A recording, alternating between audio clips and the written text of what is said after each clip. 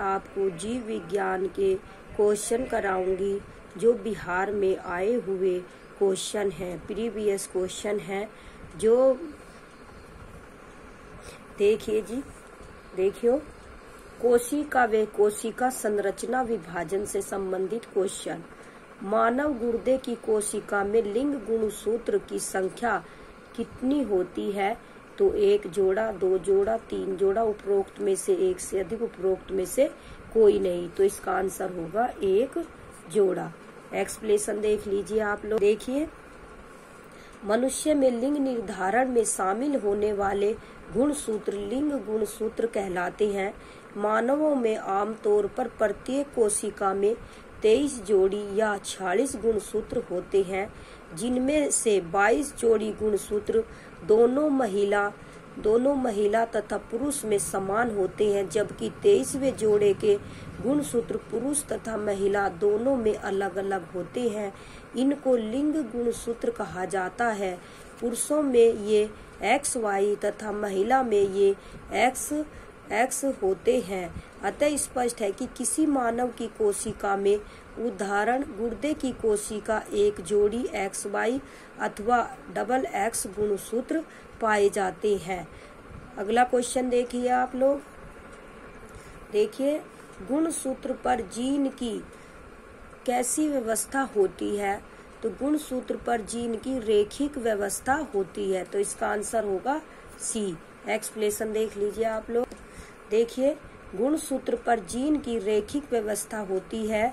एक गुणसूत्र DNA की एक बहुत लंबी श्रृंखला से बना होता है और इसमें कई जीन होते हैं। प्रत्येक गुणसूत्र पर जीन एक विशेष क्रम में व्यवस्थित होते हैं और प्रत्येक जीन का गुणसूत्र पर एक विशेष स्थान होता है। जीन का वह रूप जो जोड़े के प्रत्येक गुणसूत्र पर समान स्थान रखता है एलील कहलाता है। DNA के अलावा गुणसूत्रों में अन्य रासायनिक घटक होते हैं जो जीन के कार्य को प्रभावित करते हैं। अगला क्वेश्चन देखिए आप लोग। देखिए, mRNA पद का विस्तारित रूप क्या है जो महामारी की शुरुआत से ही व्यापक के रूप से चर्चा में रहा है? देखिए, मैसेंजर राइबोन्यूक्लिक एसिड। तो इसका आंसर होगा मैसेंजर राइबोन्यूक्लिक एसिड। एक्सप्लेनेशन देखिए आप लोग। देखिए, mRNA का विस्तारित रूप मैसेंजर राइबोन्यूक्लिक एसिड है, जो जीनों में एकल प्रोटीन कोडिंग जीन की एक प्रति है। यह प्रोटीन संश्लेषण के लिए एक टेम्पलेट के रूप में कार्य करता है। मैसेंजर राइबोन्यूक्लिक एसिड का निर्माण एंडोप्लाज्मिक रेटिकुलम में होता है। अगला क्वेश्चन देखिए आप। शरीर की प्रतिरोधक क्षमता से जुड़ी सबसे महत्वपूर्ण कोशिका का प्रकार है प्लेटलेट, लिम्फोसाइट, RBC। उपरोक्त में से एक से अधिक, उपरोक्त में से कोई नहीं। तो इसका आंसर होगा लिम्फोसाइट B। अगला क्वेश्चन देखिए आप। एक्सप्लेनेशन देख लीजिए आप लोग। देखिए, लिम्फोसाइट एक प्रकार की श्वेत कोशिकाएं हैं जो शरीर की संक्रमण से लड़ने में मदद करती हैं। यह हमारे शरीर में श्वेत रक्त कोशिकाओं की कुल संख्या का लगभग 20 से 40% होती है, जो हमारे परिसंचरण तंत्र केंद्रीय लिम्फोसाइट अंगों में पाए जाते हैं। अगला क्वेश्चन देखिए आप लोग। देखिए, ब्रायोफाइट में बीजाणु मातृ कोशिका होती है। अगुणित, द्विगुणित, त्रिगुणित। उपरोक्त में से एक से अधिक, उपरोक्त में से कोई नहीं। तो इसका आंसर होगा द्विगुणित।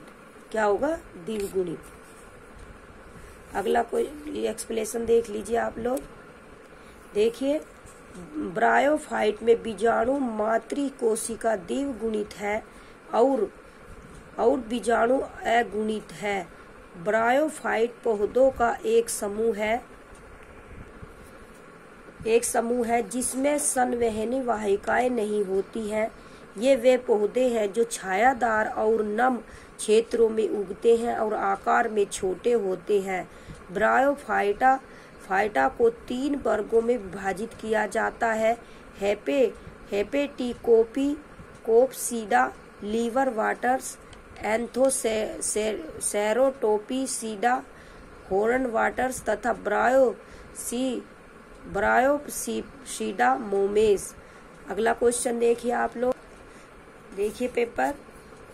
ऊर्जा उत्पादन के लिए कोशिका प्राय किसका उपयोग करती है? अमीनो का, ग्लूकोज का, वसा अम्ल का या उपरोक्त में से एक से अधिक? तो इसका आंसर होगा ग्लूकोज का। तो ये पेपर देखो, ये कहाँ में आया हुआ है? Bihar school teacher 2023 paper second, मतलब 6 to 8 में आया हुआ है। एक्सप्लेनेशन देखिए आप। देखिए, ऊर्जा उत्पादन के लिए कोशिका प्राय ग्लूकोज का उपयोग करती है। ग्लूकोज कोशिका के लिए ऊर्जा का सबसे सूक्ष्म स्रोत है। ग्लूकोज का रासायनिक सूत्र C6H12O6 होता है। यह जल में घुलनशील होता है। इसका स्वाद मीठा होता है। अगला क्वेश्चन देखिए आप। वह एंजाइम जो हमारे मुंह में भोजन के साथ मिलता है उसे क्या कहते हैं? देखिए आप, देखिए, पेप्सिन, परऑक्सीडेस, एमाइलेज। उपरोक्त में से एक से अधिक, उपरोक्त में से कोई नहीं। तो इसका आंसर होगा एमाइलेज। अगला क्वेश्चन एक्सप्लेनेशन देख लीजिए आप लोग। देखिए, एमाइलेज पहला एंजाइम है जो हमारे मुंह में भोजन के साथ मिश्रित होता है। यह एक लार युक्त एंजाइम है। मुख में लार ग्रंथियां एमाइलेज एंजाइम को स्रावित करती हैं। यह भोजन में मौजूद स्टार्च को पचाकर शर्करा बनाता है। स्टार्च कार्बोहाइड्रेट का पाचन मुख में शुरू होता है। एमाइलेज भोजन के साथ क्रिया करने वाला पहला एंजाइम है। अगला क्वेश्चन देखिए आप लोग। देखिए, ये पेपर 6 to 8 का है। ठीक है, क्वेश्चन 6 to 8 में आया हुआ है। बीपीएससी TRE 3 DRE 2 और 9 दिसंबर 2023 को 6 to 8 में आया हुआ क्वेश्चन है। अगला क्वेश्चन देखिए आप लोग। देखिए, विटामिन B12 का रासायनिक नाम क्या है? थाइमीन है, कोबालामीन है, नियासिन है। उपरोक्त में से एक से अधिक, उपरोक्त में से कोई नहीं। तो इसका आंसर है कोबालामीन है। क्या है? कोबालामीन है। इसका आंसर कोबालामीन है। एक्सप्लेनेशन देख लीजिए आप लोग। देखिए, विटामिन एक प्रकार के महत्वपूर्ण कार्बनिक यौगिक होते हैं जो चयापचय कार्य तथा उनसे संबंधित कमी से होने वाली बीमारियों को रोकते हैं। विटामिन कुल 13 प्रकार के होते हैं जिन्हें 2 भागों में बांटा गया है। जल में घुलनशील BC, जल में घुलनशील कौन कौन से विटामिन है? BC। और वसा में घुलनशील ADEK है। देखिए, कुछ महत्वपूर्ण विटामिन तथा उनके रासायनिक नाम। विटामिन ए को हम क्या कहते हैं रासायनिक नाम में? रेटिनोल। विटामिन B1 को थाइमीन। विटामिन B2 को राइबोफ्लेविन। विटामिन B6 को पायरिडोक्सिन। विटामिन B12 को साइनोकोबालामीन। और विटामिन C को एस्कॉर्बिक। और विटामिन D को कैल्सीफेरॉल। और विटामिन E को टोकोफेरा। और विटामिन K को फैलोकेल्विन। तो क्या बोलते हैं?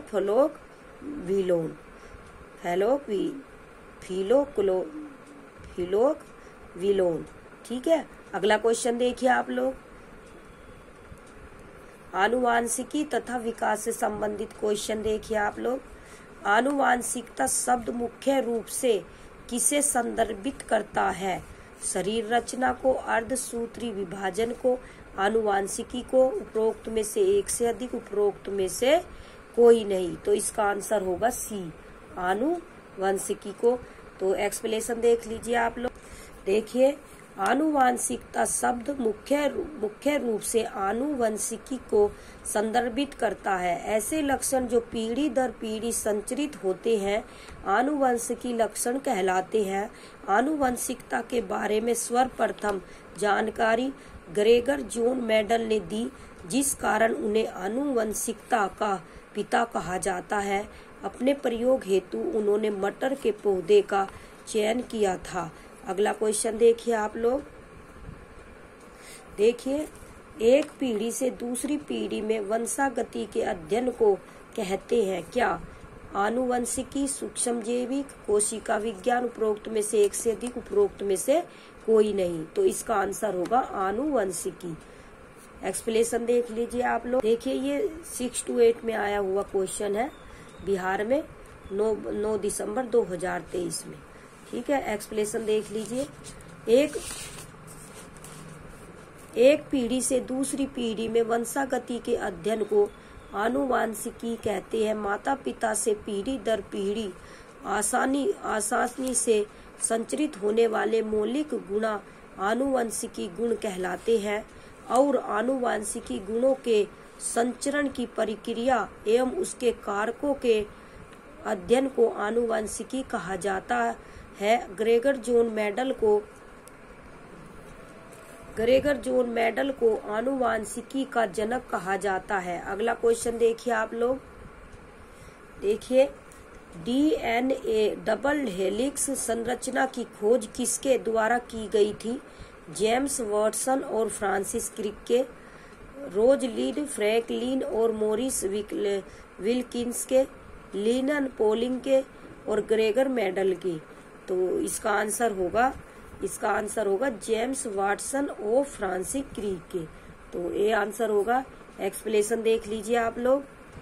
देखिए, 25 अप्रैल 1953 में डीएनए की डबल हेलिक्स संरचना की खोज का श्रेय जीव विज्ञानी जेम्स वाटसन तथा भौतिक विज्ञानी फ्रांसिस क्रिक को दिया गया। इन्होंने मानव जीन युक्त अणुओं का निर्धारण किया था। इन्हें बाद में अपने शोध के लिए मॉरिस विल्किंस के साथ नोबेल पुरस्कार प्रदान किया गया था। अगला क्वेश्चन देखिए आप लोग।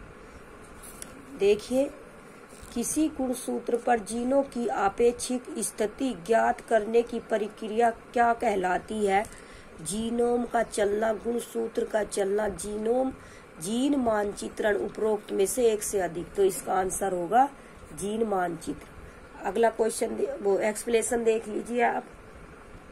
देखिए, किसी गुणसूत्र पर जीनों की आपेक्षिक स्थिति ज्ञात करने की प्रक्रिया जीन मानचित्रण कहलाती है।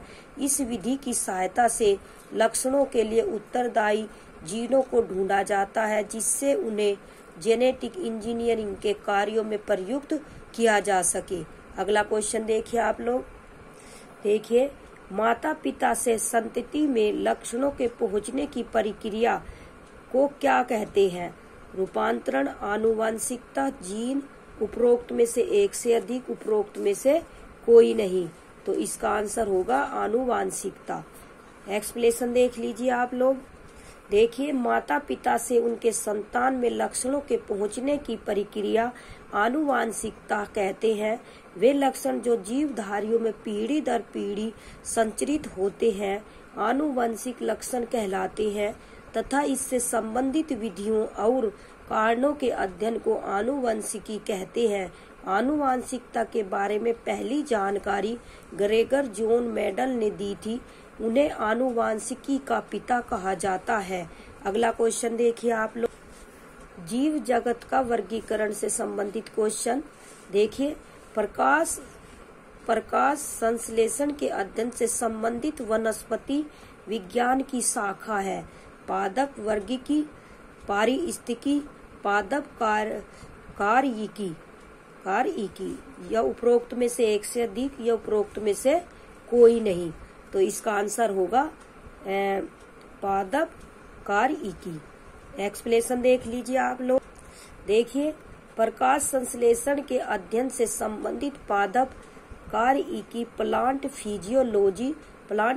फिजियोलॉजी वनस्पति विज्ञान की शाखा है। पादप कार्यिकी में पौधों में होने वाली विभिन्न प्रकार की जैविक क्रियाओं का अध्ययन किया जाता है। पादप कार्यिकी के जनक क्लाउडे बर्नार्ड हैं।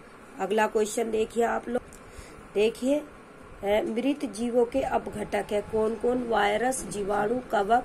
उपरोक्त में से एक से अधिक, उपरोक्त में से कोई नहीं। तो इसका आंसर होगा उपरोक्त में से एक से अधिक। एक्सप्लेनेशन देख लीजिए आप लोग। देखिए वे सूक्ष्म जीव जो मृत पौधों और जानवरों का अपघटन करके उन्हें सरल यौगिक में परिवर्तित करते हैं, अपघटक कहलाते हैं। विषाणु, जीवाणु, कवक और प्रोटोजोआ अपघटक का उदाहरण है। अतः विकल्प डी सही उत्तर है। अगला क्वेश्चन देखिए आप। देखिए निम्नलिखित में से कौन सी एक फलीदार फसल है? दलहन है, ज्वार है, बाजरा है। उपरोक्त में से एक से अधिक, उपरोक्त में से कोई नहीं। तो इसका आंसर होगा दलहन है। एक्सप्लेनेशन देखिए दिए गए विकल्पों में दलहन एक फलीदार फसल है। मूंग, उड़द, अरहर, चना, लोबिया एवं मटर मुख्य रूप से उगाई जाने वाली दलहनी फसलें हैं। सर्वाधिक दाल का उत्पादन मध्य प्रदेश राज्य में होता है। अगला क्वेश्चन देखिए आप। देखिए लेग्यूमिनस पौधों में नाइट्रोजन स्थिरीकरण के लिए कौन सा वर्णक आवश्यक है? एंथोसायनिन, लैग हीमोग्लोबिन, फाइकोसाइनिक। उपरोक्त में से एक से अधिक, उपरोक्त में से कोई नहीं। तो इसका आंसर होगा लैग हीमोग्लोबिन। तो इसका आंसर क्या होगा? Lag haemoglobin. एक्सप्लेनेशन देख लीजिए आप लोग। और देखिए ये पेपर 6 to 8 में आया हुआ है। TRE 2.0 9 दिसंबर 2023 6 to 8 में आया हुआ क्वेश्चन है। देखिए एक्सप्लेनेशन देख लीजिए।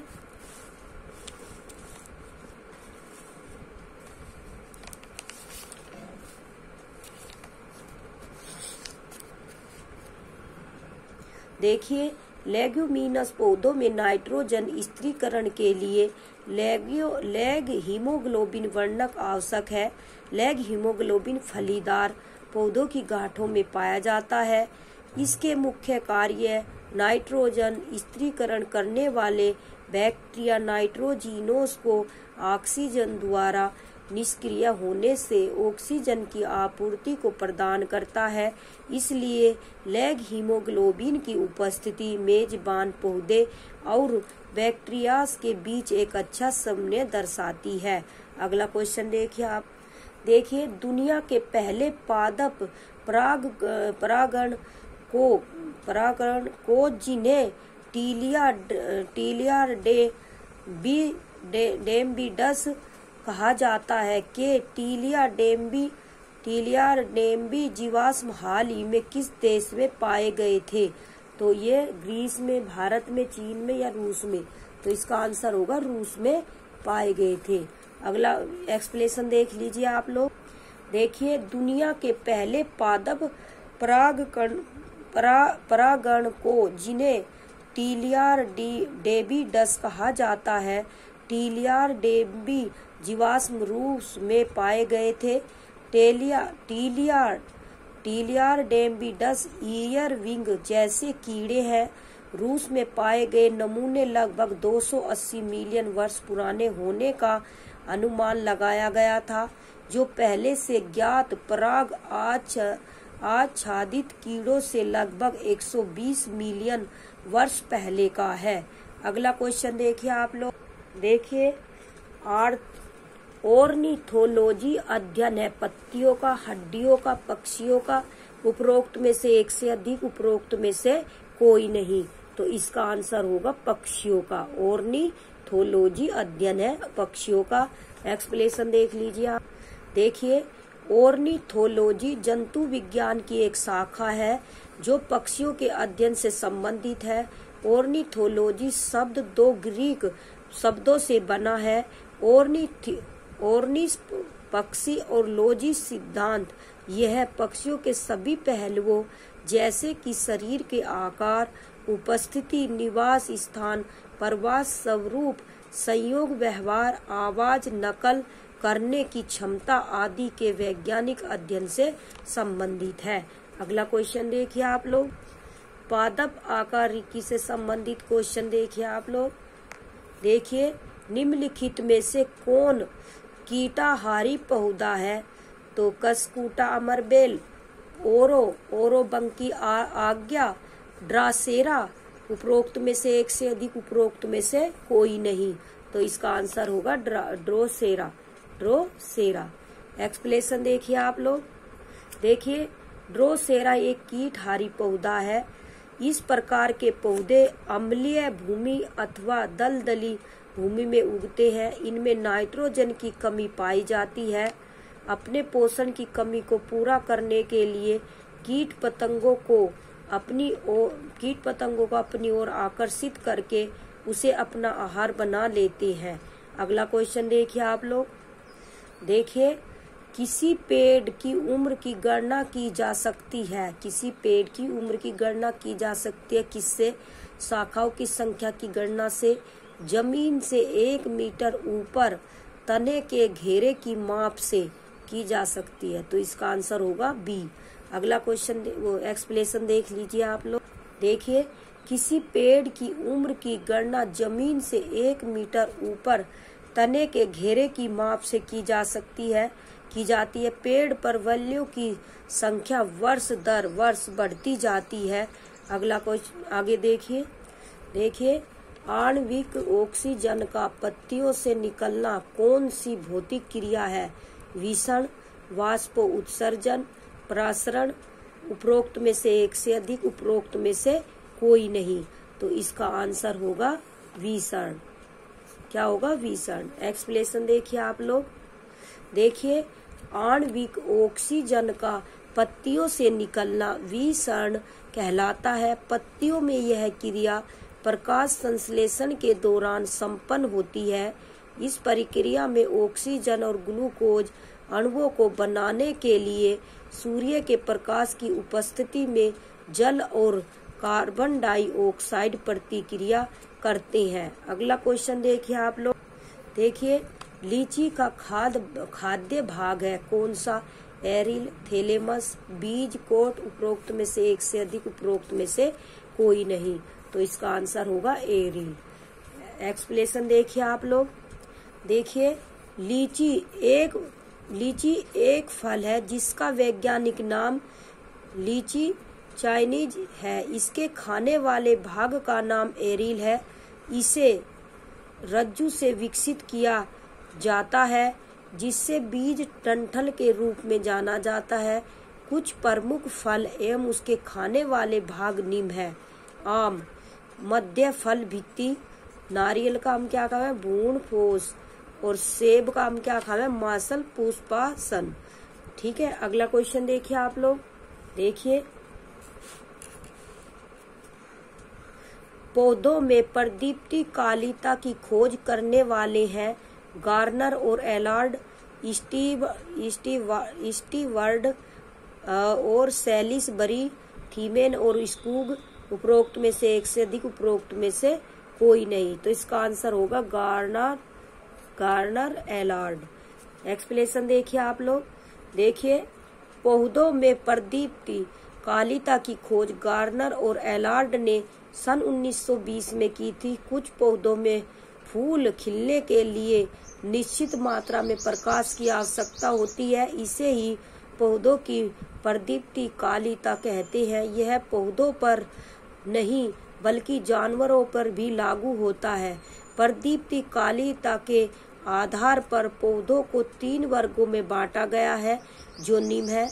लंबे दिन वाले पौधे, जिन पौधों को प्रकाश की अधिक आवश्यकता होती है वे पौधे अधिक लंबे दिन वाले पौधे होते हैं, जैसे मूली, पालक, चुकंदर आदि। छोटे दिन वाले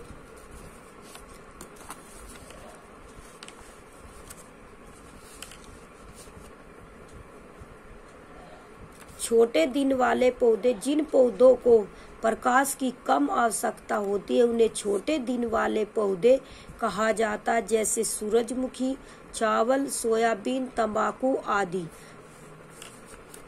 दिन तटस्थ पौधे वे पौधे जिनमें दिन की लंबाई की परवाह किए बिना फूल आते हैं दिन तटस्थ पौधे कहलाते हैं, जैसे गुलाब, टमाटर, ककड़ी आदि।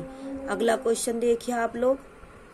देखिए, स्टोमेटा पत्तियों की सतह पर छोटे छोटे छिद्र होते हैं जिनके द्वारा पौधे ग्रहण करते हैं क्या? नाइट्रोजन, कार्बन डाइऑक्साइड, पानी। उपरोक्त में से एक से अधिक, उपरोक्त में से कोई नहीं। तो इसका आंसर होगा कार्बन डाइऑक्साइड। एक्सप्लेनेशन देख लीजिए आप लोग। स्टोमेटा पत्तियों की सतह पर छोटे छोटे छिद्र होते हैं जिनके द्वारा पौधे कार्बन डाइऑक्साइड ग्रहण करते हैं।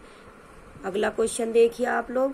देखिए, जल परागित पुष्पों में परागकण होते हैं, हल्के एवं चिकने, चिपचिपे, सूखे। उपरोक्त में से एक से अधिक, उपरोक्त में से कोई नहीं। तो इसका आंसर होगा सूखे। कैसे होते हैं? जल परागित पुष्पों में परागकण सूखे होते हैं। एक्सप्लेनेशन देख लीजिए आप लोग। देखिए, जल परागित पुष्पों में परागकण सूखे होते हैं। जल परागण वाली प्रजातियों के परागकणों पर श्लेष्मा परत की उपस्थिति उन्हें पानी से सुरक्षा प्रदान करती है। उनके पास एक श्लेष्मा आवरण होता है जो उन्हें सूखा रखता है। यह परत उन्हें पानी में भीगने से बचाती है। अगला क्वेश्चन देखिए आप लोग। देखिए, पौधों की जड़ों में मृदा से जल प्रवेश का कारक है वायु दाब, कोशिका तव, ओस्मोटिक दाब। उपरोक्त में से एक से अधिक, उपरोक्त में से कोई नहीं। तो इसका आंसर होगा ओस्मोटिक दाब। एक्सप्लेनेशन देख लीजिए आप लोग।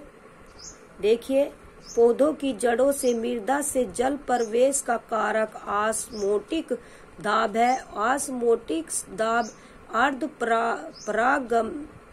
पारगम्य झिल्ली के माध्यम से किसी घोल के शुद्ध विलायक के आवक प्रवाह को रोकने के लिए आवश्यक न्यूनतम दाब के रूप में जाना जाता है। एंडोस्मोसिस की प्रक्रिया द्वारा पानी मिट्टी से जड़ बालों में प्रवेश करता है।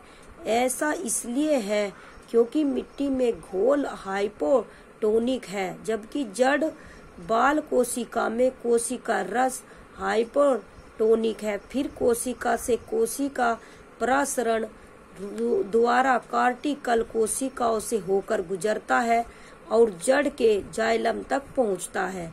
अगला क्वेश्चन देखिए आप। देखिए, अदरक एक भूमिगत तना है, एक जड़ नहीं है, क्योंकि यह खाद्य सामग्री का भंडारण करता है। इसमें गांठ एवं पर्व होते हैं। इसमें क्लोरोफिल की कमी होती है। उपरोक्त में से एक से अधिक, उपरोक्त में से कोई नहीं। इसका आंसर क्या होगा? उपरोक्त में से एक से अधिक। एक्सप्लेनेशन देख लीजिए आप लोग। देखिए, अदरक एक भूमिगत तना है एवं जड़ नहीं है, क्योंकि इसमें गांठ एवं पर्व होते हैं। पौधे के तने का वह भाग जो भूमि के अंदर पाया जाता है भूमिगत तना कहलाता है। भूमिगत तने में पर्व, संधियां, पर्णकलिकाएं तथा सल्क पत्र पाए जाते हैं। प्रतिकूल परिस्थितियों में भूमिगत तने भोजन संग्रह करने के कारण मोटा एवं मांसल हो जाता है। इसके उदाहरण है हल्दी, अदरक, केला आदि।